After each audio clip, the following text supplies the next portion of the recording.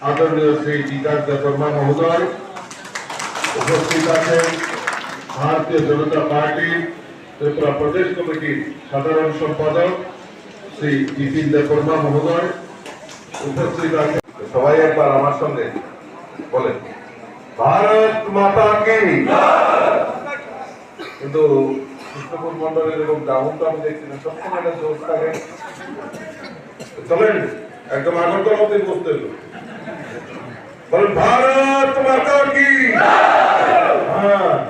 আবার भारत माता की भारत माता की BJP BJP BJP Krishnapur Mondal Krishnapur Mondal আজকে কৃষ্ণপুর মন্ডলের উদ্যোগে যে সাংগঠনিক বৈঠকের আয়োজন করা হয়েছে আর এই বৈঠকে উপস্থিত রয়েছেন আপনাদের